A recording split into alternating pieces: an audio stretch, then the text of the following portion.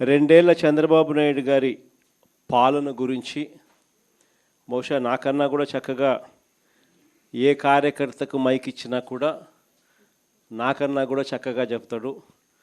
చంద్రబాబు నాయుడు గారి పాలన ఈ 2 సంవత్సరాలలో ఎలా ఉంది అని చెప్పి చూసిన తర్వాత చంద్రబాబు నాయుడు గారి పాలనలో బాబు షూరిటీ, మోసం గ్యారంటీ అని మాత్రం రుజువయ్యింది ఈ 2 ఏళ్ల చంద్రబాబు నాయుడు గారి పాలన చూస్తే అని ప్రతి కార్యకర్త కూడా, ప్రతి ఇంట్లో ఉన్న ప్రతి వ్యక్తి, ప్రజలు అందరూ కూడా నాకన్నా కూడా చక్కగా చెప్పగలుగుతారు. ఈరోజు చంద్రబాబు నాయుడు గారి 2 సంవత్సరాల మోసపూరిత పాలన చూసిన తర్వాత చంద్రబాబు నాయుడు గారి వెన్నుపోటుకు, విధ్వంసానికి, అరాచకానికి, ఆయన అబద్ధాలకు, ఆయన డైవర్షన్ పాలిటిక్స్కు, ఆయన దోపిడీ అవినీతి పాలిటిక్స్కు ఈ 2 ఏళ్ల చంద్రబాబు నాయుడు గారి పరిపాలన. ఇంతకుముందు మనం కథ ఏంటంటాం ఒకటి, ఎన్నికలప్పుడు నేను కథ కూడా చెప్పా ఒకటి, ఒక ముసలి పులి బంగారు కడియం కథ. ఎన్నికలప్పుడు కూడా బాగా నేను చెప్పేవాడిని, చంద్రబాబు నాయుడు గారికి ఓటేయడం అంటే ఇదే అని చెప్పి. కరెక్ట్గా ఎన్నికలు అయిపోయిన తర్వాత ఈరోజు అదే రుజువు అవుతా ఉన్న పరిస్థితులు కూడా మన కళ్ళ ఎదుటే మనం చూసాం.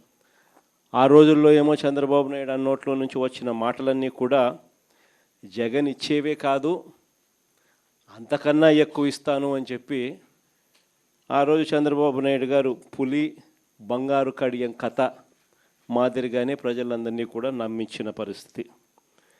తీరా ఓటు వేయించుకున్న తర్వాత ఇప్పుడు రాష్ట్రంలో ఉన్న ప్రజలను పులి తిన్నట్టుగానే తినేస్తూ ఉన్నాడు. ఆ కథలో ముసలి పులి ఏ మాదిరిగా చేస్తూ ఉందో చంద్రబాబు నాయుడు గారిని చూసినా కూడా ఈ పొద్దు అదే కనిపిస్తుంది. ఇక చంద్రబాబు నాయుడు గారి ఎన్నికలప్పుడు సూపర్ 6 అన్నాడు, సూపర్ 7 అన్నాడు, ఓ మేనిఫెస్టో కాపీ అన్నాడు, 143 హామీలు ఆ ఎన్నికల మేనిఫెస్టోలో తాను పెట్టి చివరికి ఎన్నికలు అయిపోయిన తర్వాత ఆ మేనిఫెస్టోను చెత్తబుట్టలో వేసిన పరిస్థితులు ఈరోజు మనం అంతా కూడా చూస్తూనే ఉన్నాం. 2 ఏళ్ళు అయిపోయింది, 3వ బడ్జెట్ కూడా ప్రవేశపెట్టాడు. 3వ బడ్జెట్లో కూడా ప్రవేశపెట్టిన పిమ్మట కూడా ఈ రోజుకి కూడా సూపర్ 6, సూపర్ 7లో భాగంగా ఆయన చెప్పిన మేనిఫెస్టోలో ప్రామిసులుగా ఆడబిడ్డ నిధి ఏమైంది, ప్రతి అక్క చెల్లెమ్మకు 18 ఏళ్ళ వయసు నిండిన ప్రతి అక్క చెల్లెమ్మకు ప్రతి నెల 1,500 రూపాయలు చొప్పున సంవత్సరానికి 18,000 ఇస్తానన్నావు కదా, 2 ఏళ్ళు అయిపోయింది, 3వ సంవత్సరం బడ్జెట్లో కూడా పెట్టలే కదా అని అడిగితే మాట రాదు. సూపర్ 6, సూపర్ 7లో భాగంగా నిరుద్యోగ భృతి అని, చదువుకున్న ప్రతి పిల్లాడికి కూడా 3,000 రూపాయలు నిరుద్యోగ భృతి ప్రతి నెల ఇస్తానన్నావు, సంవత్సరానికి 36,000, 2 ఏళ్లకు 72,000 ఇప్పటికే బాకీ పడ్డావు, 3వ సంవత్సరంలో కూడా బడ్జెట్లో కూడా పెట్టలా అని అంటే దాని మీద మాట ఉండదు. 50 ఏళ్ళకే పెన్షన్ అన్నావు, 50 ఏళ్ళు నిండిన ప్రతి అక్క చెల్లెమ్మకు సంవత్సరానికి 48,000 బాకీ, 2 ఏళ్లలో 96,000 బాకీ, 3వ సంవత్సరం కూడా బడ్జెట్లో దాని గురించి అలాట్మెంట్స్ ఏమీ లేవు కదా అని అంటే దాని గురించి కూడా ఎక్కడా పత్తా ఉండదు. మేనిఫెస్టో అడ్రస్ ఎక్కడా మనకు కనిపించదు. అడిగితే మాత్రం చంద్రబాబు నాయుడు గారికి బీపీ పెరుగుతుంది. ఈ మధ్యకాలంలో ఆయన బీపీ చాలా ఎక్కువగా పెరుగుతూ ఉంది. టపాని ఎక్కడైనా పొరపాటున చంద్రబాబు నాయుడు గారిని ఎవరైనా నిద్ర లేపి మావిగన్ అని చెవులో అన్నారంటే మాత్రం అక్కడే పడిపోతాడు. ఈ మధ్యకాలంలో చంద్రబాబు నాయుడు గారిని ఇవన్నీ కూడా చూస్తూ ఉన్నాం. 143 హామీలలో మనందరికీ కూడా ప్రధానంగా కూడా కనిపించేటివి పెట్రోల్ డీజిల్ కళ్ళ ఎదుటే కనిపిస్తూ ఉంది. పెట్రోలు డీజిల్ పరిస్థితి ఎలా ఉంది అని చెప్పి చూస్తే ఈరోజు పెట్రోల్ 117 రూపాయలు దాటింది, డీజిల్ చూస్తే 105 రూపాయలు దాటింది.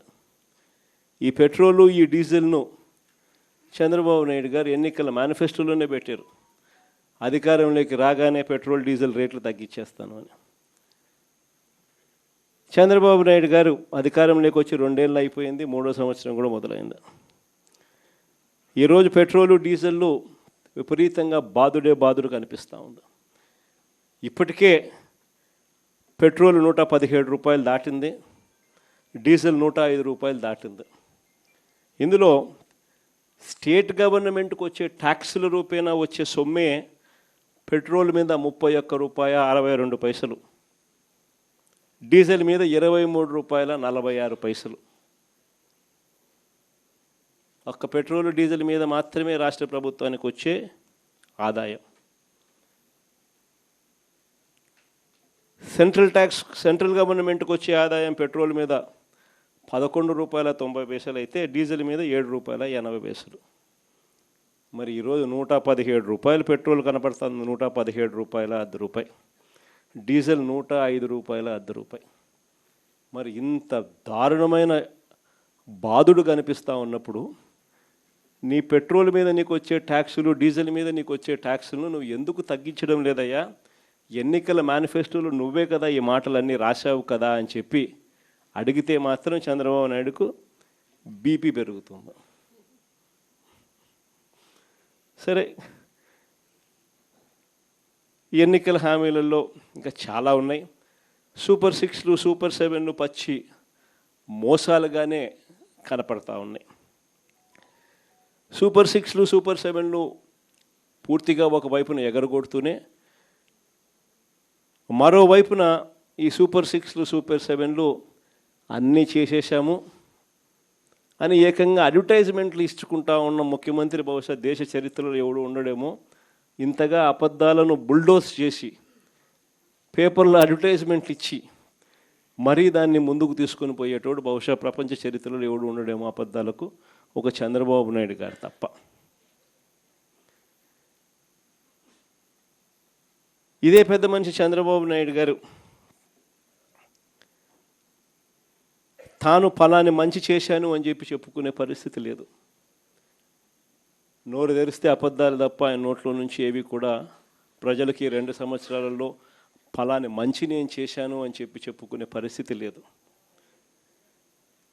ఈ 2 ఏళ్లలో ఆయన చేసిన మంచి ఎక్కడా కూడా లేదు కాబట్టి, చెప్పుకునేందుకు ఏమీ లేదు కాబట్టి ఆయన డైవర్షన్ పాలిటిక్స్లో పూర్తిగా నిమగ్నమై ఉన్నాడు.